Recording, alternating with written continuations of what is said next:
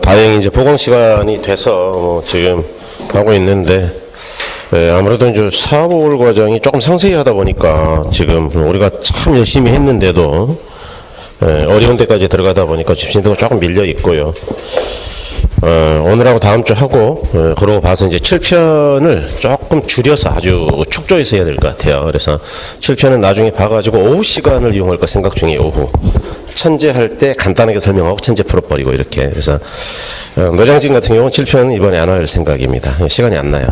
노량진은 지금 1시간 더 밀렸어, 여기보다. 왜 그렇게 밀렸는지 모르겠는데, 아무튼 거기는 대답을 잘하니까 밀린 것 같아. 뭐 대답을 하니까 이야기하다가,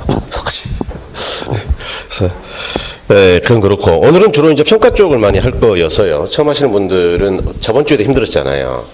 근데 오늘 또 힘들 거예요, 그죠? 그래서, 주야간 합반이어서 오늘은 뭐 한 50명 정도는 와서 앉아있을 줄 알았는데, 그러니까 뭐 주말이 아니고 모의고사 때문에 그런 것 같은데, 느낌에. 모의고사는 뭐 10명 정도밖에 안 본다고 들었거든요. 그러니까 왔다가 모의고사 안 보고 그냥 가기도 조금 민망하고 그래서 그런 것 같기도 하고, 뭐 동영상 들으시면 되니까요. 자, 여러분 일단 금융 쪽 뒷부분 덜한 거 있죠. 자, 396조. 보시면 제2절에 부동산 투자 비싸죠. 그래서 리츠는 중요하죠. 일단 별 3개 해주시고요. 금융 쪽에서는 뭐 가장 유력하게 나올 만한 것 중에 하나가 또 리츠예요. 그래서 우리가 저번 주에 이렇게 했잖아요. 저당이라는 거는 이런 성격이 있다.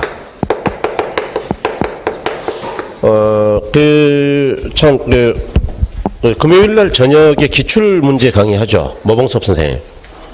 그거를 좀 들으세요. 기출 문제 하니까 저도 좀 찜찜했던 게 뭐였냐면, 기출을 이제, 선생님 기출 문제는 강의 안 해주시나요? 이렇게 이야기 하시는 분들이 몇 분 계셨는데, 지금 제가 본원 강의도 기출을 안 해요. 제가 썼는데, 왜냐하면, 이 동영상을 찍기 위해서 나눠서 하거든요. 그러니까 이제 안산 선생님이 하고, 노량진의 저는 다른 걸 한단 말이에요. 그래서 우리 그쪽 수강생, 노량진 수강생도 한 200명 되는데, 거기도 뭐 얼마나 많이 요구하겠어요. 거기는 기출 많이 풀었어요. 제가 계속 강조를 해가지고 기출을 많이 풀었는데, 그래서 이번 모의고사 점수가 좀 나왔더만 공부 되게 안 한 줄 알았더니 거기도 민법만 하거든요. 그런데 깜짝 놀랐어요. 전국 평균에 비해서는 한 3점 정도 높게 나왔는데 굉장히 높은 거예요. 평균 3점이면은 아주 높은 거예요. 그리고 시험도 뭐 한 70명 가까이 봤으니까 많이 봤죠. 그래서 석차가 나온 게 이제 그 정도인데, 기출은 어쨌든 들으시는 게 좋습니다. 그래서 시간 되시면 들으시고, 안 되면 이제 동영상이라도 뭐 꼭 들으시는 게 좋겠어요. 참 다행이에요. 여러분들을 위해서. 굉장히 다행입니다.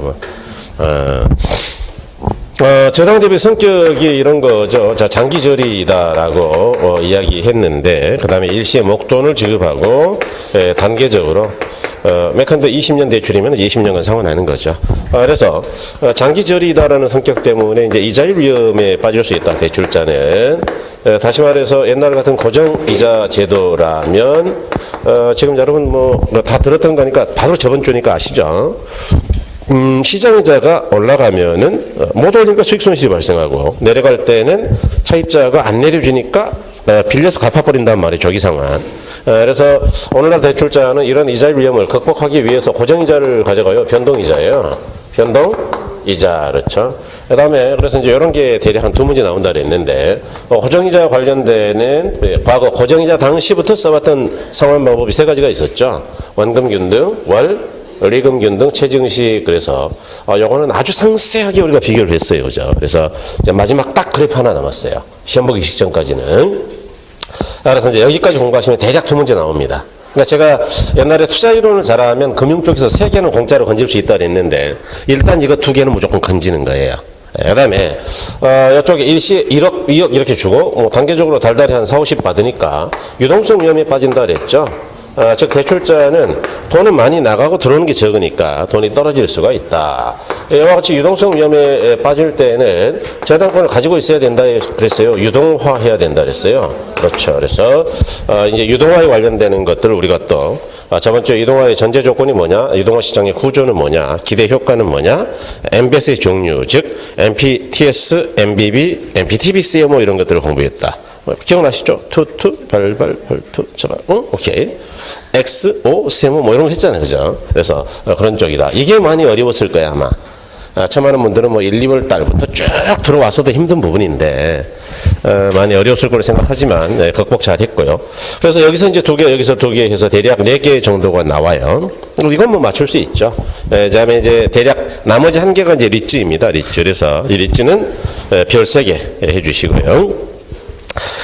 리츠 제도란 주식 또는 수익증권을 발행하여 다수의 투자자로부터 자금을 조달한 후에 이 자금을 소득 창출 부동산에 투자하여 얻은 임대료나 매매 차익, 이자 등과 같은 수익을 투자자에게 배당해 주거나 이자의 형태로 되돌려주는 제도를 말한다. 그랬네요. 그죠? 그래서 이런 걸 우리가 리츠라고 한다. 그러니까 이제 리츠라는 거는 이제 뭐 이런 기본적으로는 이제 주주들의 집합이에요, 여러분. 그래서 Real Estate Investment Trust 이제 번역은 여기 부동산이죠. 그래서 부동산. 그다음에 인베스트먼트는 투자한다는 이야기예요. 이건 투자. 트러스트는 이제 보통 기구 또는 회사 이렇게 번역하는데 우리가 회사라고 보통 번역을 하죠. 그러니까 이거는 이제 부동산에 투자하는 회사입니다. 그래서 어떻게 하느냐? 투자자들로부터 이제 돈을 투자를 받아요. 예컨대 돈이 많으면 뭐 10억, 뭐 100억 할 수도 있겠지만 돈이 없으면 100만 원 해도 되죠. 그럴 때 이제 이 회사는 주식회사거든요. 그러니까 일단 투자자에게 뭘 주느냐 그러면 주식을 주는 거예요. 주식. 우리가 저번 주에 했죠. 지분증권하고 부채증권 할 때 리츠는 지분증권이었어요. 생각하면서 가는 겁니다. 그래서 500억 정도를 모았다라고 치자. 그럼 어디다 투자하느냐? 주식시장에다 투자한다고요? 부동산 시장이요? 부동산, 그렇죠. 그래서 부동산 시장에 투자하는 겁니다. 예컨대 부동산을 취득했다가 차익을 남기고 처분하기도 해요. 갭 투자. 요즘 소위 이제 그런 걸 갭 투자 이렇게 이야기하던데. 그 다음에 2번째로는 임대 사업을 하기도 합니다. 3번째는 개발 사업을 하기도 해요. 땅을 사가지고 개발하기도 한다. 그 다음에 그런 거 하면은 MBS나 ABS 같은데 투자하기도 한다. 물론 이제 현금 자산으로 일부 보유할 수도 있어요. 그래서 이와 같이 부동산 시장에 투자를 해서 벌어들인 돈들을 일단은 90% 이상을 금전 배당하는 거를 목표로 하는 회사이다. 그래서 투자자에게 주식으로 무상증자한다고요? 현금으로 배당한다고요? 현금 배당이다. 그래서 처음 듣는 분들은 1, 2월 강의를 좀 꼭 들어봐야 된다 그랬어요. 그래서 1, 2월 달에는 상법에 대한 이야기를 제가 상세히 했어요. 소위 배당이라는 게 뭐고 무상증자가 뭐고 유상증자가 뭐냐 그런 이야기. 그래서 그걸 좀 들어놓으시는 게 좋을 겁니다. 네. 오늘은 이제 법규 중심으로 가겠어요. 자, 그래서 여기서 이제 투자 리츠에서는 주로 이제 시험에 나오는 게 뭐냐 하면 400조 가보세요. 400조. 부동산 투자 회사법 그거예요, 그거. 무조건 그게 나온다라고 보시면 돼요. 그래서 거기 이제 목적 그런 건 읽어보시고 부동산에 투자해가지고 돈을 벌기 위한 노력 뭐 그런 것. 목적도 볼까요? 뭐 바쁠 거 없으니까. 모의고사가 몇 시부터예요? 3시부터. 그럼 3시 전까지는 제가 수업해도 되는 거네? 밥. 또 약해지네, 이거. 네, 그렇죠. 밥은 먹겠죠. 먹고 살자 하는 건데. 알겠습니다. 네. 아무튼, 여러분, 밥을 드실 시간은 드릴게요. 네, 이 법은 부동산 투자 회사의 설립과 부동산 투자 회사의 자산 운용 방법 및 투자자 보호 등에 관한 사항을 정함으로써 일반 국민이 부동산에 투자할 수 있는 기회를 확대. 요것만 하시면 돼요. 그러니까 리츠라는 걸 만든 취지는 일반인들이 투자할 수 있도록 한다. 예컨대 우리가 이제 부동산도 5억짜리보다는 500억짜리가 돈이 더 된다라는 건 뭐 다 알고 있죠. 그러니까 부동산도 이제 비싼 것들이 돈이 돼. 왜냐하면 이건 워낙 규모가 크다 보니까 수요가 별로 없어요. 500억 가진 사람이 없거든요. 상대적으로 가격은 쌀 수도 있어요. 운만 좋으면. 경기 안 좋을 때 특히. 업무용 빌딩은 경기가 안 좋을 때는 굉장히 쌉니다, 사실은. 왜냐하면 덩어리가 크니까 이제 아무도 못 건드리거든요. 그런데 임대 수익은 또 굉장히 많이 발생하는 편이에요, 이게. 그래서 경기 좋을 때는 업무용 빌딩이 없어서 난리죠. 그럼 또 가격이 확 올라가죠. 그러니까 이게 이제 돈을 많이 버는 건데, 뭐 아파트 같은 것보다는. 그런데 문제는 일반 투자자가 뭔 돈이 있어서 500억을 투자하겠냐. 그래서 돈 되는 건 알지만 우리는 못하지 않느냐. 그럴 때 일반 투자자들이 5만 명이 모여가지고 100만 원씩만 내면 이런 거 투자할 수 없다고요? 있다고요? 있다. 그렇게 이제 그런 기회를 주는 거예요. 그래서 리츠를 만든 취지도 있다. 그다음에 이제 부동산 투자 회사인데 의의는 자산을 부동산에 투자해 운영하는 걸 주된 목적으로 한다. 그러니까 어디다 투자한다고요? 부동산에 그런 이야기고요.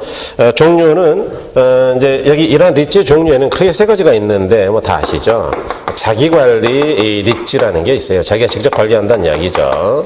그래서 리츠 줄여서 R만 쓸게요. 그런가 하면 이제 위탁관리 리츠라는 게 있겠죠. 그다음에 기업 구조 조정 리츠라는 게 있다. 그래서 이제 처음 공부하시는 분들 같은 경우는 이 용어 잘 보시면 돼요. 요거는 투자한 부동산을 남에게 맡긴다는 이야기예요. 자기가 관리한다는 이야기예요. 자기가. 그러니까 회사 사무실도 있고 직원도 있고 다 있어야 되겠죠. 그래서 이런 걸 실체형 회사라 그래요. 위탁관리 같은 경우는 자기가 관리하는 겁니까? 남에게 위탁해서 관리하는 겁니까? 위탁. 그래서 이거는 실체형 회사가 아니고 명목회사라 그랬죠. 법인 등기 페이퍼만 존재해요. 그래서 이거는 자산관리회사에다가 위탁해서 부동산을 관리하는 겁니다. 그 다음에 그러니까 여기는 사무실이 필요 있을까요? 없을까요? 없죠. 직원이나 상근 임직원이 필요 있다고요? 없다고요? 없다. 그런 거 시험이 잘 나와요. 그래서 그런 걸 법인 등기만 존재하는 거니까 실체 회사라고요? 진짜 회사라고요? 명목 회사라고요? 그렇죠. 영어로 페이퍼 컴퍼니예요. 그래서 종이회사다. 기업 구조 조정도 마찬가지입니다. 자산관리사에 위탁해서 관리하는 건데 이 둘은 큰 차이가 있죠. 예컨대 이 자기나 위탁관리 같은 경우는 일반 부동산에 투자하는 거예요. 일반 부동산. 그런데 기업 구조 조정은 기업의 구조 조정을 도울 목적으로 내놓은 부동산에 투자하는 거예요. 예컨대 현대건설이 갑자기 왜 현대건설 생각나는지 모르겠는데 현대건설이 지금 부채가 너무 많다. 그래서 어떻게 했느냐? 사옥을 처분하기로 했다. 사옥. 그럴 때 그 사옥 같은 경우는 뭐 때문에 처분하는 거예요? 부채를 줄이려고 처분하는 거죠. 그런 걸 구조조정이라고 그래요. 그래서 아무 부동산에나 투자한다고요. 구조조정용 부동산이라고요. 그렇죠. 그런 차이가 있죠. 그래서 이렇게 차이를 좀 구별하시면 되겠어요. 동남 1번에 자기관리인데 자산운용 전문력을 포함한 임직원을 상근으로 뒀다 그랬죠. 그 다음에 위탁관리는 위탁한다 그랬고요. 기업 구조조정도 위탁한다 그랬습니다. 그렇죠. 그 다음에 그 밑에 박스에 보면 이제 구조조정 부동산에 관련되는 것들이 나와요. 그래서 참고하시면 되고 자산관리회사는 여기요. 이 사람들 위탁이나 기업 구조조정이 이제 맡겨서 관리하는 건데 꽤 큽니다. 이거. 자본금이 70억이고요. 자산 운용 전문 인력이 영업 인가 시에는 3명. 인가 이후 최저 자본 준비 기간이 끝나면은 5명까지 가져야 돼요. 그래서 얘랑 똑같아요. 기준 얘랑. 일단 얘도 인원이 5명은 있어야 되거든요. 관리 인원이 전문가가 몇 명이라고요? 5명 이상. 그렇죠. 일반 직원 말고 전문가요. 그래서 그런 걸 말한다. 자산관리회사는 이제 어쨌든 위탁을 받아서 한다 그랬죠. 그다음에 설립 등인데 동그라미 1번에 부동산 투자에서는 발기 설립이다 그랬는데 우리가 이제 저번 1, 2월 과정에서는 이런 것도 설명을 상세히 했지만 이게 뭐죠? 그러니까 공모에 의해서 설립한다는 거예요. 현물 출자한다는 거예요. 창립 발기인들이 모여서 투자한다는 거예요. 창립 발기인 거죠. 몇 명 모였다 그 이야기입니다. 그다음에 동그라미 3번에 보시면 영업인가 또는 등록에 대한 이야기가 나오는데 근데 시험에서는 뭐 크게 중요하지 않으니까 읽어보시면 돼요. 그다음에 이제 거래 이번에 최저 자본금은 이건 무조건 기억이죠. 자, 설립당 자본금은 자기 관리는 얼마였죠? 5억. 그렇죠. 개정됐으니까 무조건 기억입니다. 위탁관리나 기업 구조조정은 얼마냐 그러면은 3억이죠. 그 다음에 영업인가 후 최저 자본 준비기간이 끝난 다음에는 어떻게 되느냐. 세 번째 줄에 자기 관리 같은 경우는 70억. 위탁관리나 기업 구조조정은 50억이죠. 그래서 그렇게 보시면 된다. 그 다음에 주식의 공모죠. 거기 여러분 그 동그라미 2번 보시면 부동산 투자회사는 영업인가를 받거나 등록한 날부터 2년 이내 2년이 중요해요. 2년. 왜냐하면은 이게 작년까지는 1년 6개월이었거든요. 개정된 겁니다. 6개월 더 준 거예요. 그러니까 상장하는데 준비할 시간을 좀 달라 그러니까 6개월 더 줘버린 거예요, 그냥. 그래서 2년 이내에 발행한 주식 총수 100분의 30 이상을 일반에 청약이 제공한다. 이게 이제 아까 일반 투자자가 투자할 수 있도록 했다 그거죠. 그러니까 무조건 30%는 이 대주주, 국민연금이라든가 뭐 생명보험이나 이런 데 줄 게 아니고 일반인한테 무조건 공개 모집해라. 그래서 일반인도 빌딩 한번 사보자 이런 이야기죠. 그 다음에 가로 4번의 현물 출자연 설립인데 자, 부동산 투자회사는 영업인가를 받거나 등록을 하고 최저 자본금 이상을 갖춘 후, 즉 아까 자기관리는 뭐 70억, 그다음에 이제 위탁 기업구조 50억 이렇게 최저 자본금을 갖춘 이후에 현물 출자하는 방식으로 신주를 발행할 수가 있다. 그러니까 가로 안에 있는 것처럼 영업인가 전에는 안 되고 또는 그렇죠. 영업인가 또는 등록 전에는 이제 현물주 안 된다. 이렇게 거꾸로 해석할 수 있다 그랬어요. 그다음에 동그라미 이번에 현물 출자로 설립하는 경우 해당되는 재산에 부동산이나 지상권 임차권 또는 신탁 수익권 등등등이 있다 그랬는데 외우려고 그러지 마시고 종종 읽는다라고 생각하시면 됩니다. 말고도 좀 있어요, 사실은. 줄여놓은 거죠.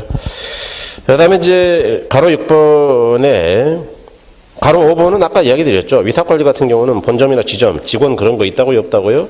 없다. 여기 이제 기출됐기 때문에 따로 지금 빼놓은 거고요. 보니까.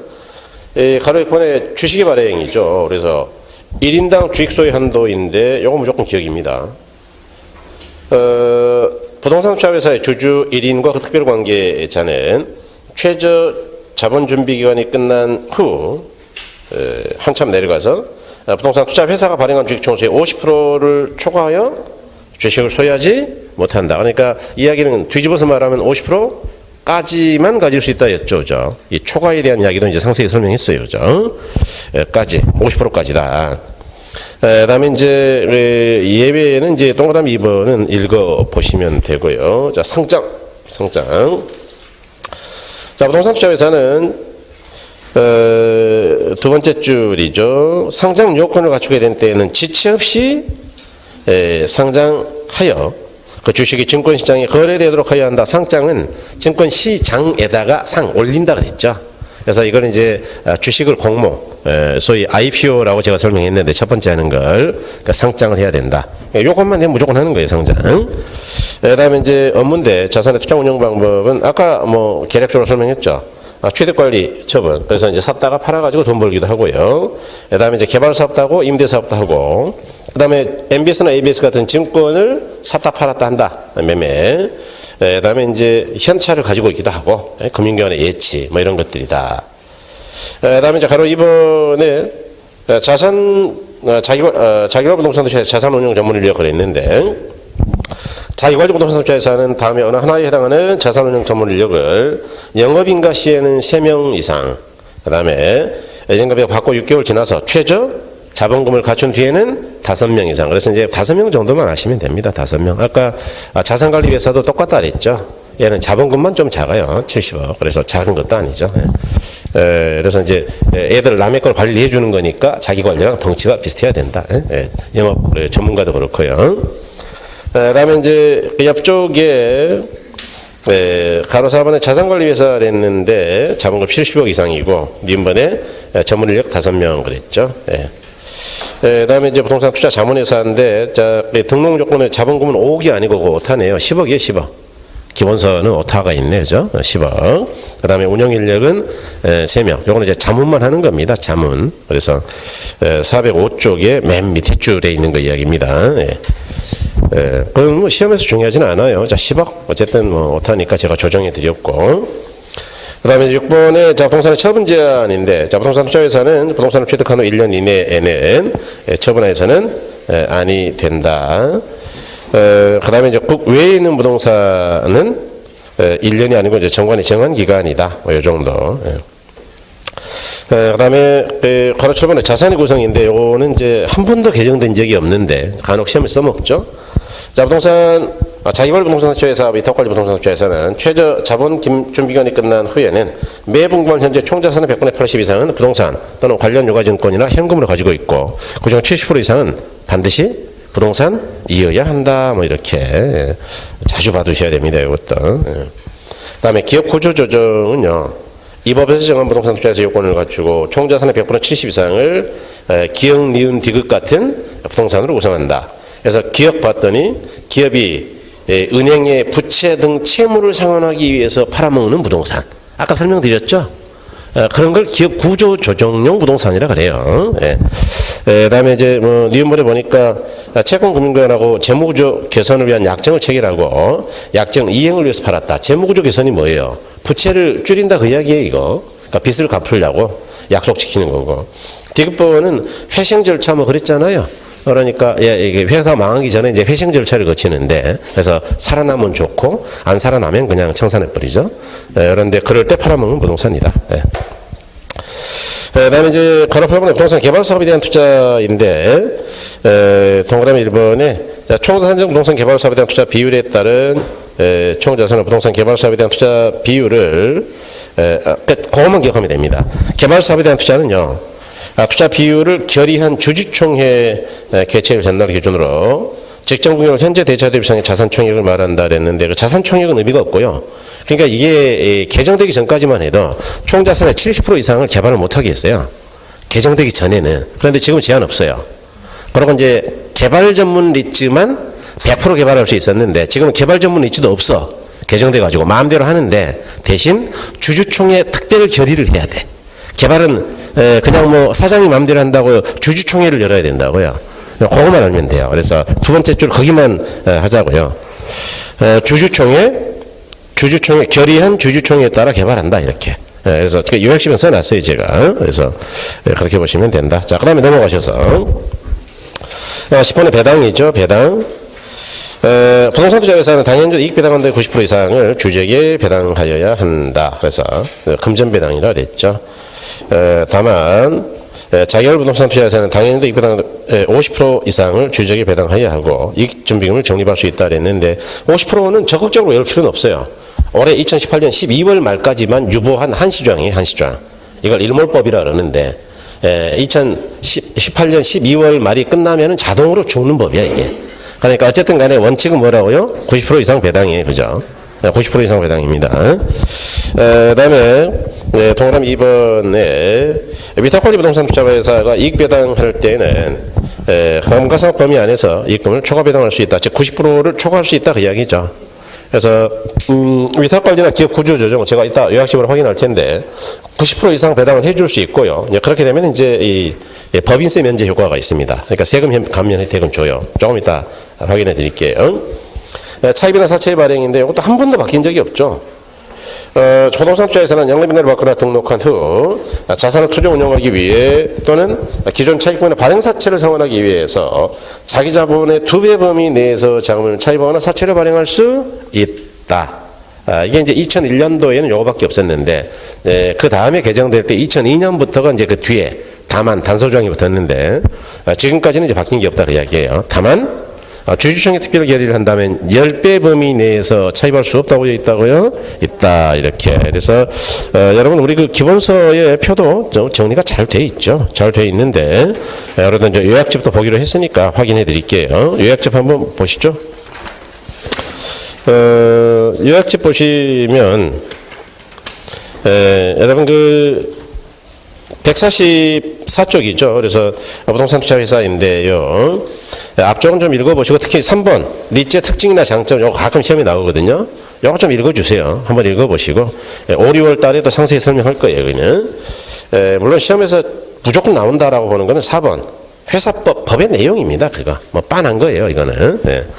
그래서 넘어가셔가지고 바로 이번엔 부동산 투자 회사법의 주요 내용인데 여기가 별 3개죠. 뭐 이런 게. 그러니까 회사법 그게 중요한 거예요.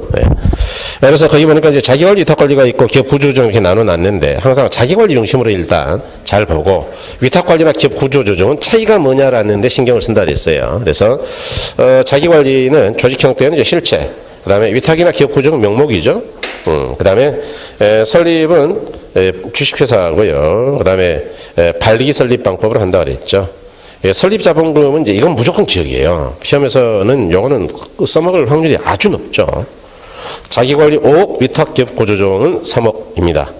영업인가 6개월이 지난 경우 자기관리는 70억, 위탁이나 기업 구조조정은 50억. 아까 우리 보셨고요. 영업인가나 등록 그랬는데 뭐 그거는 너무 신경 쓸 거는 아니고 주식의 공모죠. 그래서 영업인가 등록 전에는 공모 안 되고 영업인가 또는 등록받은 날로부터 2년 이내에 30% 이상을 일반인의 청약에 제공해야 된다 그랬죠. 그럴 때 그 옆에 적용배제라고 써진 거 있죠. 구조조정은 공모 그런 거 필요 없어요. 적용배제 아예 적용하지 않습니다. 그런 건 좀 기억하는 게 좋아요. 적용배제라고 써진 건 기억하는 게 좋습니다. 그다음에 주식의 분산이죠. 1인당 주식 소유 한도인데 자기 관리는 몇 프로죠? 50. 위탁 관리 50. 기업 구조 조정은 적용 배제예요. 그러니까 이제 이 기본서가 여기에 조금 애매하게 써져가지고 제가 좀 마음에 안 드는데 사실은 이런 게 문제거든요. 기업 구조 조정은 100%를 가져도 돼요, 사실은. 왜냐? 기업의 구조 조정만 신속하게 할 수 있다면 현대건설 사장 지가 100% 같든지 말든지 또는 법인이 100% 같든지 말든지 구조 조정만 잘해라 그 이야기예요. 그러니까 적용한다고요, 안 한다고요? 안 한다. 이거는 개정 전에도 마찬가지였어요. 이 부분이 이제 올해 개정된 부분인데 작년에는 자기관리 30%, 위탁관리 40%, 기업 구조 조정은 적용 배제. 이렇게 돼 있었거든요. 그런데 그걸 둘 다 50으로 높여놓은 거예요, 이제. 그래서 자기관리 위탁관리는 50%이고 구조조정 적용 배제이다. 그 다음에 현물출자죠. 부동산 투자 영업인가 받거나 등록하고 최저 자본금 이상을 갖추기 전에는 현물출자 안 된다 그랬죠. 그 다음에 현물출자는 재산은 아까 봤던 것들이죠. 그래서 한번 보시고 상장이죠. 상장 요건 충족 혹시 지체 없이 상장한다 그랬고 그 다음에 구조조정은 이제 의무상이 아니라는 이야기는 해도 되고 안 해도 되고 뭐 구조조정은 거의 상장하지 않습니다. 상장해버리면 주주총회를 열어야 되는 게 굉장히 의사결정이 복잡해요. 그러니까 비상장으로 가면 지가 마음대로 해버리거든요. 그러니까 돈 있는 사람들은 상장 안 하는 게 좋아요. 제가 볼 때는. 상장하면 뭐 주총 열어가지고 주식 한 주 가진 놈이 막 총회에 나와가지고 막 소리 지르고 난립니다. 소주 2병 까고 와가지고. 진짜 그 총회꾼이라 그래요. 정말로. 그래가지고 왜 그렇게 소리 지르냐 그러면 돈 달라고. 총회꾼들 오면은 이제 제가 이제 LG 있을 때 그거 많이 했죠. 신사교육실이라는 데 있어가지고 주총하면은 이제 우리는 맨날 가가지고 이제 양복 까만 거 입고 대기 중이야. 그래서 소리 지르는 새끼들 있으면 가가지고 사장님 왜 그러세요? 불러 일단. 안 부르면 양쪽에서 2명이 끌고 나가요. 딱 들고 나가면 돼. 허리띠까지 딱 잡으면. 그래서 나가가지고 죄송합니다. 인사하고 맛있는 걸 몽땅 채 먹이고 선물 주고 돈을 싸가지고 주면서 설득해서 보내요. 옛날에는 진짜 많았어요. 지금은 좀 적어요. 옛날에는 주총장만 갔다 하면은 소주 먹고 온 사람들이 꾼들이 있어요. 꾼들. 몇 주만 사가지고 다니는. 근데 지금은 이제 그런 행태는 조금 적어졌죠. 요즘은 이제 그러면 쪽팔린 줄 알아가지고. 그러니까 이제 의무상이 아니라는 거는 알아서 해라 그 이야기고. 자산의 투자 운용은 부동산에 대한 투자를 주로 하는 게 자기관리 위탁관리. 자, 기업 구조 조정은 부채 상환 목적이라고 그랬죠. 구조 조정용이다 이렇게 생각하시면 돼요. 첫 번째입니다. 국내 주택이나 주택이 아닌 부동산은 1년이고 미분양 주택이나 국외에 있는 것들은 정관에 정하는 기간. 그래서 요 정도. 그다음에 이제 그 기업 구조 조정은 뭐 적용 배제. 거기는 뭐 크게 적용 배제가 중요한 건 아니네요. 자, 자산의 구성인데 아까 했죠. 자, 총자산의 80% 이상 부동산 또는 증권 또는 현금으로 구성하고 70% 이상은 부동산이어야 한다 그랬죠. 그다음에 이제 이 업무 범위인데 여러분 그 뭐 매입할 수 있고 막 처분할 수 있고 그랬는데 자 개발의 경우는 뭐라 그랬죠? 그것만 기억하시면 돼요. 여기 또 이제 개발 전문 리츠가 작년까지 있었는데 없어졌으니까 이것도 조금 기억할 필요가 있다. 그다음에 이제 배당인데 자기 관리는 90% 이상 의무 배당이죠. 2018년까지는 한시법이다 그랬죠. 그다음에 위탁 관리는 90% 이상 의무 배당하고 초과 배당이 가능하고 기업 구조 조정도 90% 이상 의무 배당은 똑같은데 초과 배당 가능하다 그랬죠. 그래서 맨 밑에 세제 혜택 갔더니 법인세에서 위탁 관리나 기업 구조 조정이 90% 이상 배당할 때는 법인세 면제 혜택이 없다고 있다고요? 있다. 이렇게 세제 혜택 준다 그 이야기죠.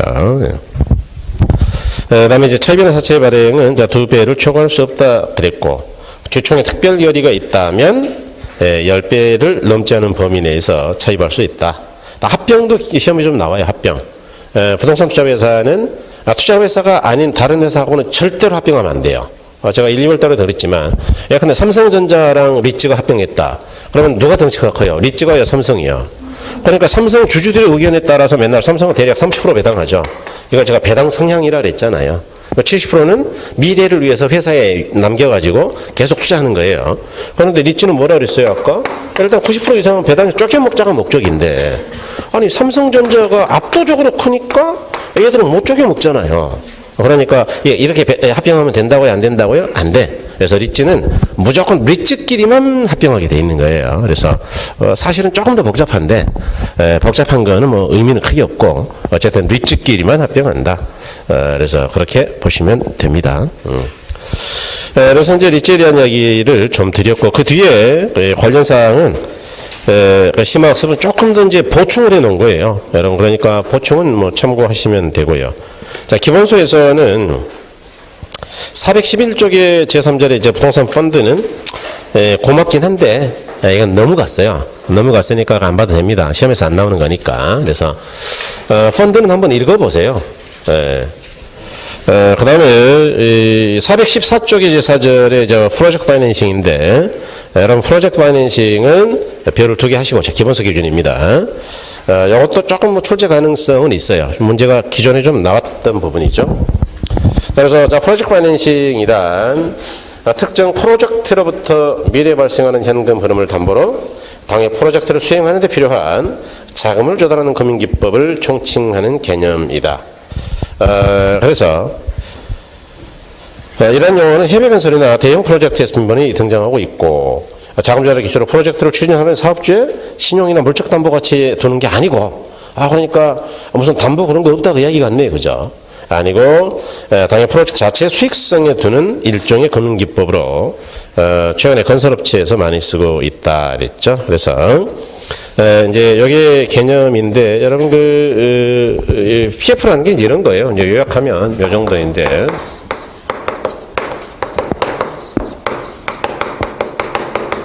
그래서 이제 우리가 흔히 PF라고 하는 거죠. 프로젝트 관련 금융이다 이런 이야기죠.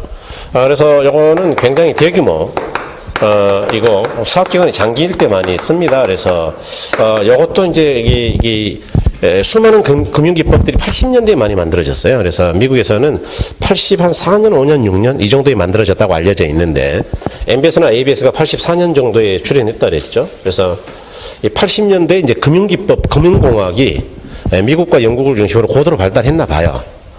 저는 이제 그때 대학생이라서 잘 모르겠는데 어려서 근데 그러다 보니까 많은 상품들이 이제 추가로 개발됐다. 우리나라는 이제 소개가 좀 늦어졌지만 그래서 요거는 주로 어디다 쓰느냐 석유 개발 때문에 먼저 만들었다 그랬죠. 제가 저번에 오후 수업할 때 한번 이야기 드렸는데 그러다 보니까 이거는 자 사업주는 방금 잠깐 보셨죠? 담보가 없다. 아니 대출인데 담보가 없대 담보가. 그래서 이제 뭘 담보를 한단 말이냐. 당의 프로젝트의 수익성 그 자체를 담보로 한다. 이걸 금융용어로 뭐라 그런다 그랬느냐. 소송을 통해서도 돈 달라고 청구할 수가 없다 은행이. 왜? 담보가 없으니까. 그래서 소구권이 있다고요? 소구권이 없다고요? 그렇죠. 그래서 비소구금융이다. 또는 당의 프로젝트의 자산에만 소구권이 한정된다. 그래서 이걸 제한소구금융이다라고도 불러요. 같은 이야기입니다. 예. 그래서 이 B라고도 썼다가 제한이라고 썼다가 그래요. 예. 그 다음에 이거는 이제 어쨌든 간에 대단히 위험하죠. 그래서 대주단 채권자들이 한 명이 아니고 여럿이죠. 채권자 조합을 형성해가지고 이를 다른 말로 대주단이라고도 하는데 위험을 배분하더라. 너무나 위험하니까 위험을 배분해요. 그럼에도 불구하고 위험이 크죠. 그러다 보니까 이거는 수익, 다시 말해서 이자는 대단히 비싼 방식이다라고 이야기를 드렸다. 그다음에 이제 조금 어려운 이야기들이 있는데, 요거는 이제 수익성을 담보로 한다는 점에서 우리가 조금 이따 이야기 드릴게. 뭐 이런 게 시험에 나오기도 했어요. 정보의 대칭성 문제를 해결했다라고 이야기하고요. 영어만 뭐 이해하시면 됩니다. 요거는 이제 부외금융의 성격이 있다. 부외 금융의 성격이 있다. 그러다 보니까 사업주가 파산한다 하더라도 프로젝트 영향을 받지 않는다. 파산이 아무런 문제가 되지 않는다. 그 다음에 또 하나 이야기 드린다면 이거는 별도의 신탁 계정을 가지고 있다. 이건 이제 에스크로 계정이라고 하는데 신탁 계정을 가지고 자금을 관리한다. 그래서 사업 시행자에게 직접 돈을 주지 않고요. 보통은 이제 우리가 개발 사업 보면 이제 신탁회사가 개입이 돼요. 신탁.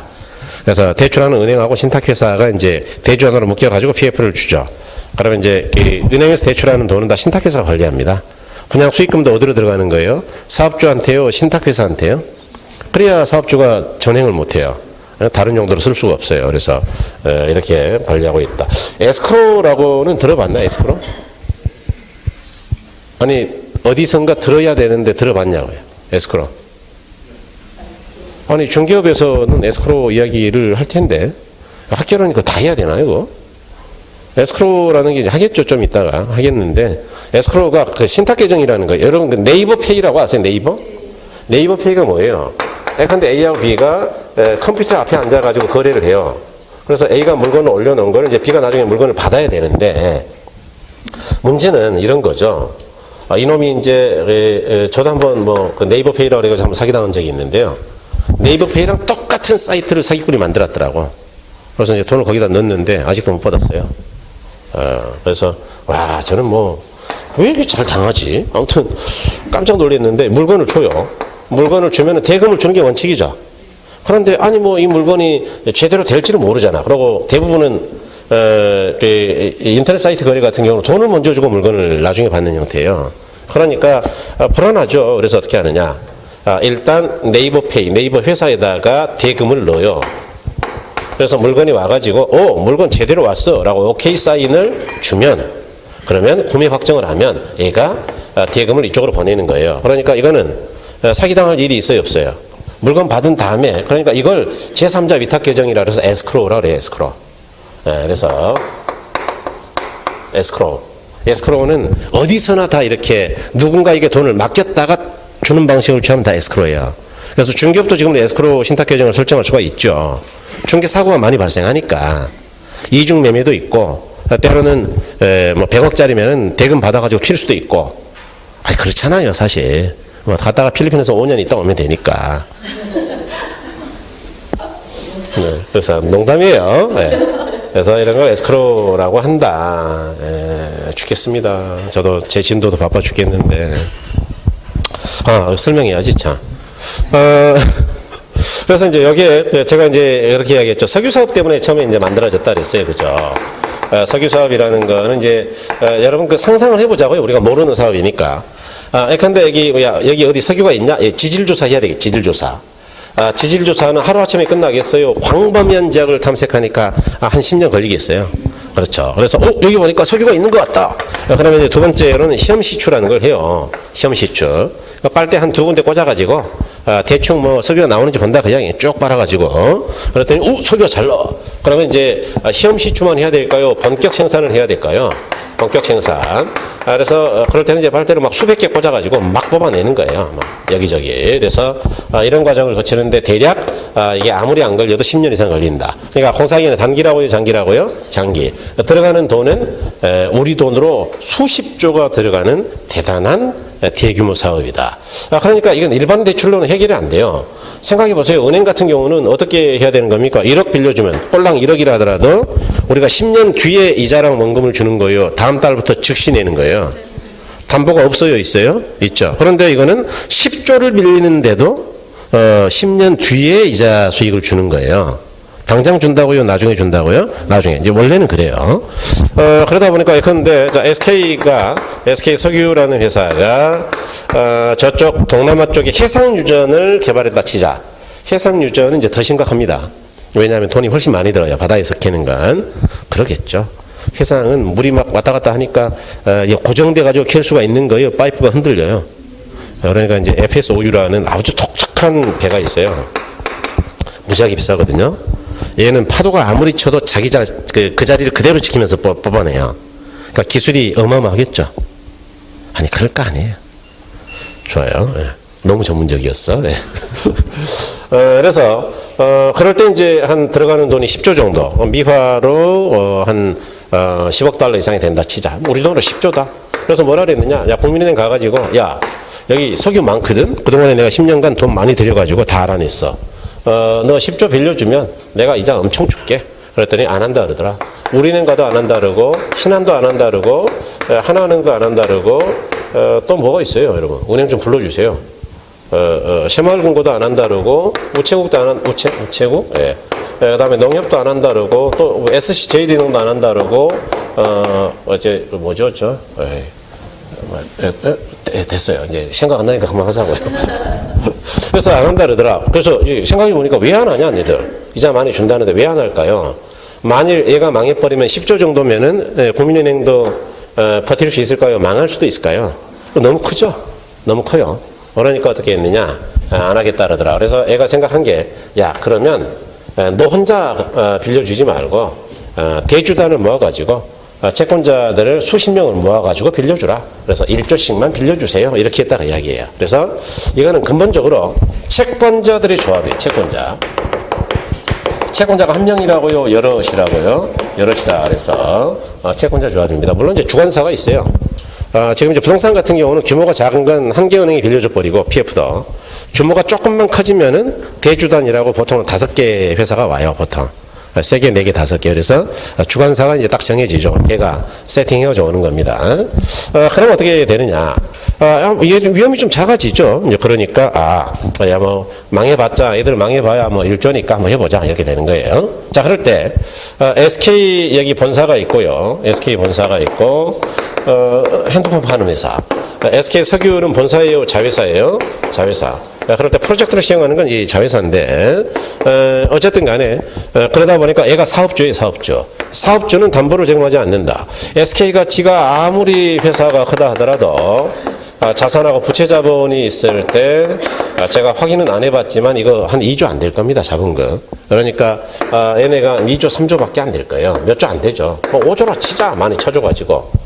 5조를 하더라도 야 10조를 부채로 달아버리는데 망해버리면 문제가 심각하겠죠. 그러니까 얘는 담보를 받아봐야 아무 의미가 없다. 그래서 사업주는 담보가 없고 당해 사업의 수익성을 담보로 한다라는 이야기는 뭐냐. 이런 게 좀 어렵죠. 아파트 담보 대출을 한번 생각해 보세요. 은행 같은 경우는 야 이거 이제 1억 빌려달라면 평가해가지고 야 이놈이 이자 안 낼 때 경매로 넘겨도 내가 받을 수 있나 확인한 다음에 가능하면은 안 빌려주는 거예요, 빌려주는 거예요. 그렇죠. 그래서 이 돈을 가지고 뭐 뭘 사든지 어떤 아파트를 사든지 어떤 위치에다가 아파트를 정하든지 관심 있어요, 없어요? 없어요. 평가 담보 가치만 의미가 있는 겁니다. 그러니까 이거는 정보가 이쪽이 압도적으로 많고 이쪽은 정보가 있는 거예요, 없는 거예요? 이런 걸 정보가 비대칭적이라 그래요. 정보가 비대칭적이니까 담보를 요청하는 겁니다. 안전하게. 그런데 이거는 담보가 없다면서요. 그러니까 그냥 빌려줘야 되겠어요. 수익이 확실한지를 확인한 다음에 빌려줘야 되겠어요.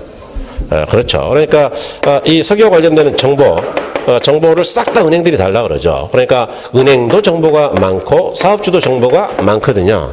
그러니까 정보가 비대칭적이라고요, 대칭적이라고요. 대칭적이다. 그러니까 정보의 비대칭성 문제 해결을 했다 그 이야기죠. 그러니까 이렇게 생각하면 안 된다 그랬죠. 제가 오후 강의할 때 뭐 그런 이야기 했는데 미래 수익이라는 게 이게 담보가 되는 거예요, 이거? 이 말이 맞는 이야기예요? 제가 이렇게 이야기하면 여러분이 동의하는 겁니까? 제가 예컨대 우리나라 제일 유명한 점술가가 백운산 씨라 그러더라. 뭐 들어본 것 같아요. 백운산 씨는 이제 이렇게 숫자를 써준다 그러대. 너가 벌 수 있는 돈이 100억 이렇게 써준다 그러대요. 한 번도 못 가봤어. 왜냐하면 저도 한 5군데 봤는데 다 말년에 어마어마한 부자가 된다 그러는데 왜 지금도 말년인데 안 되는 거야? 아직 아니에요? 이런 젠장. 옛날에 고시 공부할 때 이제 답답하니까 이제 찾아가 본 적이 있어요. 유명하다는 분. 몇 분 돌아가셨죠, 그분들. 예, 국내 책에 나오는 유명한 분들. 저는 책을 좋아하다 보니까 한국의 역술인 뭐 이런 거 책이 있었거든요, 옛날에. 그런데 어쨌든 뭐 그렇다 그러더라고요. 근데 제가 갔더니 그분이 이렇게 써줬어요. 야, 너는 조금 있다가 60까지만 버텨봐. 60 넘어가면 바로 100억이야. 이렇게 써줬다. 60 넘으면 100억. 그러니까 제가 은행 가가지고 이걸 가져갔어요. 백운산 씨한테 지장도 찍어달라 그랬어. 뒤에다 명함을 호치를 찍어주고. 그래서 가가지고 같이 이제 인증 사진도 찍었어요. 은행에 가가지고 보세요. 제가 이제 미래 수익이 좀 있잖아요. 그러니까 미래 수익을 담보로 오늘 10만 원만 좀 대출해주면 안 될까? 이러면은 은행이 대출해 줄까요? 좀 제발 가라 그럴까요? 무슨 미래 수익이 담보가 되냐 그런 이야기예요. 그러니까 저건 말이 안 되는 이야기다. 말이 안 되는 이야기라는 이야기는 뭐냐? 행간의 숨은 뜻을 알아야 된다. 행간에. 이해하셨어요? 그런 이야기다. 그러니까 이제 뭐 이해가 되셨죠? 아까 사업주가 담보 받아봐야 어차피 망하면 의미가 없으니까 수익이 확실한지를 검토한 다음에 주겠다 그 이야기고 바로 담보가 없으니 소송을 통해서 은행이 돈 달라고 청구할 방법이 있다고요? 없다고요? 없다. 그렇죠. 또는 당의 프로젝트에 쓰이는 토지만 청구할 수 있는 거예요. 개발 사업은 땅만 청구할 수 있습니다. 땅. 그래서 제한소구이다. 그다음에 채권자 조합은 아까 이제 여럿이 한다. 그래서 위험을 배분한다 그랬죠. 그럼에도 불구하고 얘는 위험하죠. 담보도 제대로 없는 데다가 개발 사업이니까. 그래서 이자는 보통 일반 대출의 2배입니다. 2배. 그래서 지금 이제 PF 같은 경우는 이제 6에서 8% 정도에 나오고 있어요. 수수료까지 하면은 대략 10% 근처까지도 가죠. 부외금융이라는 거는 뭐냐 하면 예컨대 여러분 여기가 이제 사업주 SK 본사라 그랬죠. 그다음에 여기가 이제 당의 프로젝트를 시행하는 SK 석유 자회사인데 여기 이제 대차대주가 자산부채 자본이다. 그럴 때 이건 뭐 너무 당연한 이야기인데 여기다가 부채를 계상한다. 그러니까 SK 입장에서는 부채로 계상되지 않는다 그 이야기죠. 그러니까 SK 본사 장부 안에 있다고요? 장부 밖에 있다고요? 밖에. 그걸 부외라 그래요. 그래서 SK가 돈을 빌릴 때 이걸 또 다른 말로 이렇게도 시험에 나온 적이 한 번 있는데 사업주의 입장에서는 채무, 수용, 능력이 높아진다라고도 이야기하는데 뭔 말이냐. SK도 핸드폰 장사하려면 가끔 돈을 안 빌려야 될까요? 빌려야 될까요? 빌려야죠. 그럴 때 만일 여기다 10조를 달았다면 기존의 부채에다가 10조가 더 붙으니까 한 20조 되겠네. 그럼 부채 비율이 낮아지는 거예요? 지금 400% 높아지는 거예요? 높아지죠. 그러니까 이러면은 얘는 망해요. 왜냐? 은행들이 부채 비율이 그렇게 높아지면 얘한테 가만 기다리겠어요? 채권을 회수하려고 하겠어요? 바로 회사 무너집니다. 채권 회수하면. 그러니까 여기다 계산하면은 누가 이런 사업을 하겠냐? 안 하죠. 그래서 부 안에 있다고요? 장부 밖에 있다고요? 장부 밖에 있다 그런 이야기죠. 그러니까 혹시 얘가 망했다 하더라도 당의 프로젝트는 자회사 얘가 시행하거든요. 그러니까 사업주가 파산한다 하더라도 프로젝트에 영향을 준다고요? 안 준다고요? 안 준다. 둘 다 설명이 됐죠. 그런데 이건 너무 당연한 이야기지. 이게 지금 누가 빌린 거예요? 사업 주체가 SK 본사예요? SK 석유예요? 같은 회사예요? 다른 회사예요? 그러니까 이제 일반인들은 자회사 그러면 같은 건 줄 알아요. 같은 회사가 아니죠. 왜냐하면 주주가 같겠어요? 다르겠어요? 예컨대 제가 투자할 때 여기 투자하려면 꼭 이것도 같이 해야 되는 겁니까? 그건 아니잖아요. 그러니까 주주가 다르기 때문에 주인이 달라서 전혀 다른 회사예요. 그러니까 당연히 빌린 놈 대차대주협회도 계산하는 거예요. 그러니까 사업주 입장에서는 당연히 부외 장부 밖에 있는 것이고 그래서 이렇게 된다. 다음에 이제 에스크로 신탁 계정을 아까 설명드렸죠. 그래서 이런 걸 프로젝트 파이낸싱이라 한다. 그래서 여러분 이제 거기 415쪽에 특징 그랬는데 한번 가볍게 볼까요? 독립형 프로젝트 회사를 설립한다. 자회사 설립한다 그 이야기예요. 그래서 별도 회사를 설립해서 하더라. 제목 정도 보시면 됩니다. 자, 넘어가서 비소구 또는 제한소구이다 그랬죠. 그러니까 담보가 없으니까 소구권이 있다고요? 없다고요? 없다. 가로 3번에 추가 설명되어 있네요. 담보가 한정된다. 자, 프로젝트 파이낸싱의 담보는 프로젝트 회사 자산에 한정되기 때문에 그러니까 당의 개발 사업의 땅 이런 데만 한정된다 그 이야기죠. 그래서 이걸 제한소구라고 합니다. 프로젝트 회사가 상환을 못하게 되면 사업주가 충분한 담보 여력을 가진 경우에도 이것에 대해서는 돈 달라고 할 수가 없다. 그 다음에 그 옆쪽에 가니까 이제 차관단을 구성한다 그랬죠. 그러니까 은행 혼자서 한다고요? 여럿이 한다고요? 여럿이. 그래서 거기 이제 두 번째 줄 맨 끝에 따라서 그랬는데 금융기관이 단독으로 자금을 공급하고 위험을 부담하기보다는 복수의 금융기관이 차관단을 구성하여 돈을 대출한다 그랬죠. 그 다음에 철저한 자금관리를 했는데 자, 프로젝트 파이낸싱은 프로젝트의 현금 수입이 유일한 담보 대상이 되므로 대주들은 자금관리를 위해 이른바 결제 위탁 계정 에스크로 그렇죠. 에스크로 계정을 설치하고 이를 관리한다 그랬죠. 그래서 이걸 이제 신탁 계정이라고도 하고 에스크로 계정이라고도 하고 결제 위탁 계정이라고 해요. 그래서 이렇게 부른다. 그다음에 이제 그 뒤에 뭐 PF 대출 채권을 이동하는 여러분 그 너무 많이 들어갔습니다. 그래서 한번 읽어보시고요. 그다음에 이제 419쪽에 가시면 5번에 PF에서 신용보완 수단 그랬는데 이제 우리나라는요. 원래 PF가 아니에요, 사실은. 이론적 PF가 아니고, 은행들이 불안하죠. 불안하니까 이제 별짓을 다 해요. 여기 이제 시행사가 있고요. 시행사는 땅주인이죠, 땅주인. 건축주예요, 정확하게. 쉽게 말하면. 그래서 얘가 이제 시공사를 선정을 하죠. 그래서 이제 너가 좀 공사 좀 할래? 뭐 나중에 공사비 1,000억 줄게 이렇게. 그럴 때 이제 은행에서 건축 자금을 대출하는데 그게 PF죠. PF. 그러니까 이 PF는 원래는 얘 둘 간의 관계예요. 얘는 도급 받아서 공사하는 것밖에 없어. 공사비 받고. 그런데 이제 우리나라는 어떻게 하느냐? 이 시행사가 워낙 열악해요. 얘들이 돈이 거의 없거든요. 그래서 옛날에 뭐 사업이 잘 될 때는 분양이 잘 될 때는 시행사가 뭐 보통 뭐 사장 1명, 직원 1명입니다. 그러니까 회사를 할 게 전혀 없어요. 대부분 다 이제 뭐 커피값도 없는 사람들이 대부분이죠, 이 사람들. 차 마시려고 하면 맨날 사줘야 돼요, 이야기하려면. 돈이 있다고요, 없다고요? 없어. 그러니까 뭐 그런 줄 알고 맨날 사주죠, 얘네 만나면. 야, 뭐 차나 한잔 하러 가자. 그래서 이제 제가 사주는데, 이걸 물어보고 그러는데, 이 시행사 친구들은 이제 그러다 보니까 은행이 얘를 안 믿죠. 보통 자본금 뭐 1억 이래요. 그러니까 그것도 다 자본은 없고, 까먹었고. 그러니까 이제 어떻게 하느냐. 시공사한테 뭐라 그러느냐. 야, 이 PF 대출을 받아가지고 너가 공사를 시작하려면 돈이 안 나면 공사가 안 되니까 얘를 지급보증을 너가 해라. 이렇게 이야기해요. 지급보증. 지급보증이라는 이야기가 뭐예요? 만일 망하면은 얘 대신 얘한테 받을 수 있다 그런 이야기죠? 이해하셨어요? 그 다음에 은행은 얘한테 받을 수 있는 거예요. 그 다음에 책임증공 의무를 부과해요. 책임증공. 다시 말해서 야 무조건 일단은 너는 100% 준공을 완료해라. 그 다음에 책임분양 의무까지 부과하기도 합니다. 시공사한테. 안 되면 너가 팔든지 아니면 네가 현물로 가져가. 공사비 대신. 그 다음에 포기각서까지 받아요. 사업이 망하면 사업권 포기각서.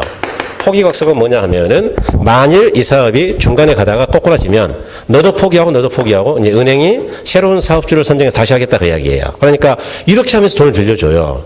그러니까 여기 아까 담보 없다 그랬는데 담보가 없어요. 별의별 놈의 담보가 다 있는 거예요. 그렇게 된 거예요 지금 우리나라는. 그런데 옛날에는 그래도 잘했어요. 왜냐? 시공사 입장에서 예컨대 아파트 한 2,000세대 정도 되면은 공사비만 해도 한 2천억, 3천억 돼요. 그런 걸 따오려면 공사비를 따오려면 어떻게 해야 되느냐? 일단 지급보증하면 되죠. 옛날에는 아파트를 짓기만 하면 분양이 안 됐어요, 잘 됐어요? 옛날에는 잘 됐죠. 그러니까 지금은 웬만한 위치는 다 분양되니까 지급보증했다 이야기예요. 그런데 최근에는 분양이 됩니까, 안 됩니까?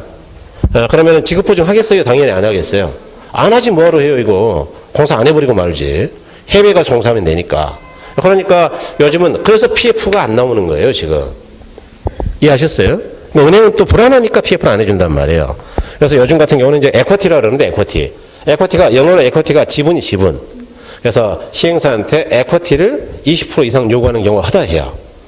에쿼티. 옛날에는 에쿼티 없이도 잘해줬거든요. 그런데 지금 그렇게 됐다. 그래서 그 이야기예요, 지금. 시공사 책임증공을 하게 하고, 시공사가 이제 원리금 지급보증, 채무인수를 하게 하고, 그 다음에 넘어가시니까 시공사의 책임분양 의무를 부과한다 그랬죠. 그 다음에 사업부지는 이제 담보로 받는 거예요. 신탁 및 우선수익과. 그래서, 이제 분양관리신탁이라 그래가지고요. 일단은 그 소유권을 넘깁니다. 신탁회사에다가. 그런 형태로 가요. 그러니까 망하면은 시행사는 완전히 거지되는 거예요. 미분양 건물에 대한 우선수익권을 설정한다. 그 다음에 이제 별도 에스크로 계정이 없다고 있다고요? 있다. 그래서 이렇게 이야기 드렸고. 장단점이 보니까 여러분 그 동그라미 2번에 비소구 혹은 제한소구 아까 했죠. 그 다음에 부우회 금융이다 설명드렸죠. off balance effect다. 그러니까 밸런스가 이 대차대조표거든요. BS. 밸런스 밖에 있다. 밖에. 그 다음에 이제 그 옆에 보니까 4번에 두 번째 줄에 정보의 비대칭성 문제를 해결할 수 없다고 있다고요? 있다. 그런데 단점은 금융비용, 즉 이자가 싸다고요? 비싸다고요? 비싸다. 그런 이야기죠. 그래서 그 정도 보시면 된다. 그래서 이 정도면 되겠습니다. 자, 그래서 요약집으로 간단하게 정리를 하면 여러분 그 요약집은 149쪽인데 거기 신디케이트나 조인트 벤처 같은 경우는 이제 나중에 보기로 하고 뭐 크게 의미는 없어요. 신디케이트 정도만 나중에 설명할 거고. 자, 프로젝트 파이낸싱인데 당해 프로젝트의 수익성을 담보로 하고 사업에 발생할 현금 흐름을 주된 채무 변제 재원으로 한다. 그러니까 이제 현금 흐름이 수익성이죠. 그럼 프로젝트 자체에 발생한 현금 흐름 근거로 필요자금을 조달한다 그랬죠. 그래서 위험 부담이 크다 보니까 높은 이자율과 수수료가 요구된다 그랬고, 위험을 줄이기 위해 금융기관의 면밀한 사업성 검토를 하더라. 그러니까 정부의 비대칭성 문제가 해결이 됐다. 프로젝트에서는 법률적 경제적으로 사업주하고 같다고요. 독립돼 있다고요. 독립돼 있다. 그러니까 이제 별도의 회사이니까 사업주가 망한다 하더라도 아무 문제 없다. 그다음에 별도의 결제 수탁 계정이 설치되고 약정 내용 준수 여부에 대해 철저히 감독하더라 그랬고 사업주는 개인적 채무가 없더라. 그런 걸 비소구 금융이다 그랬죠. 그다음에 부외 금융의 성격이 있어서 채무 수용 능력이 제고된다. 그러니까 SK 본사는 돈 빌리기 쉽다 이야기죠. 그다음에 대규모 자금을 소유되고 장기인 사업에 주로 많이 쓰더라. 금융지원단 및 다양한 사업 주체 참여로 그러니까 한 개 은행이 아니고 여러 개가 참여하니까 위험을 혼자 갖는다고요? 배분한다고요? 배분 그렇죠. 그래서 그렇게 보시면 됩니다. 여러분 그 뒤에 농지연금은 뭐 별 의미 없어요. 그래서 그거는 5, 6월 달 과정에서 제가 간단하게 말씀드릴 거니까 그때 보자고요. 야간반은 뭐 아주 간단하게 봤는데 여러분 형평성이 안 맞으니까 간단하게 볼까요? 농지연금은요 이래서 만들어진 거예요. 보세요 여러분. 이제 우리가 주택연금이라는 걸 만드니까 주택연금은 굉장히 좋은 제도입니다. 실제로는 지금은 조금 이 공사가요 약아졌어요. 초반에 2001년도에 주택연금이 나왔을 때는요 이 사람이 언제까지 산다 가정하고 돈을 계산해 줬냐 평균 연령까지 산다 가정을 했어요. 그 당시에 남자 기준 평균 연령이 81세 여자 기준으로 84세였거든요. 그래서 대략 82에서 83 근처로 잡았단 말이에요. 그러니까 60세 신청한다 그러면은 한 30몇 년 사는 거고 20몇 년인가? 그 다음에 65세 정도에 신청한다면 대략 20년 안 되게 사는 거예요. 그러면 똑같은 주택이라도 짧은 기간에 다 돈으로 줘야 되니까 적게 주겠어요? 많이 주겠어요? 많이. 그래서 만일 그분이 100세까지 산다 그러면 완전 대박이에요. 근데 요즘은 주택연금은 이제 100세까지 산다 가정하고 돈을 주니까 오래 사는 거죠. 한 40년 정도로 쪼개는 거니까 많이 주겠어요? 덜 주겠어요? 덜 주죠. 그러니까 초기보다 조금 덜 줘요. 그런데 어쨌든 그래도 좋은 제도인데 이 주택연금을 도시민들은 받죠. 그런데 농민들은 이제 문제가 되는 게 농민들 같은 경우는 농가주택이라는 게 가격이 3억, 5억 이렇게 비싼 거예요. 싸요. 몇 천만 원밖에 안 되죠. 몇 천 가지고 뭐 받아봐야 얼마를 받겠냐 그 이야기예요. 그래서 농민들은 이제 문제가 되더라. 그다음에 농민들의 요구가 많더라. 그래서 만든 게 농민들이 주로 가지고 있는 재산은 농지니까 농지를 담보로 돈을 빌려주자. 그래서 농지연금을 만들었다 그 이야기죠. 그래서 이제 대략 한 두세 가지만 보시면 되는데 동그라미 1번 보니까 농지연금은 몇 세 이상이어야 돼요? 그러니까 주택연금보다는 좀 연세가 많죠, 그죠? 60이 아니고 65세 이상의 농업인이죠. 그 다음에 3번 보니까 연금지기과는 한국주택공사예요, 농어촌공사예요. 한국농어촌공사죠. 그 다음에 이번에 농지연금 제도 주요 내용 그랬는데 신청자도 말일 현대 농지 소유자 본인과 배우자 모두 65세 이상이어야 된다. 이건 또는이 아니고 둘 중에 하나가 아니고 둘 다 65세가 넘어야 되죠. 까다롭습니다. 그 다음에 3번의 신청일 기준 과거 5년 이상 영농에 종사했어야 된다. 물론 5년은 연속적일 필요는 없고 옛날에 3년 하고 한 10년 도시에서 아들집에 가 있다가 최근에 2년 했다 하더라도 인정된다. 이해하신 거죠? 그러니까 연속적일 필요는 없어요. 그 다음에 4번에 보니까 신청인의 총 소유 농지가 3만 제곱미터 이하여야 된다. 이 정도면 돼요, 이 정도. 그 다음에 그 옆에 보니까 대상 농지는 공무상 지목이 전답과수원인데 요거는 우리가 이미 알고 있죠. 농지 그러면 전답과수원이니까요. 그래서 이 정도 보시면 되고 뭐 더 이상 볼 건 없습니다. 시험에 나올 가능성은 거의 없다고 보죠. 여러분 이렇게 해서 이제 금융 쪽을 정리했고 조금 쉬셨다가 평가로 갈게요. 그래서 잠깐 쉬었다 뵙겠습니다.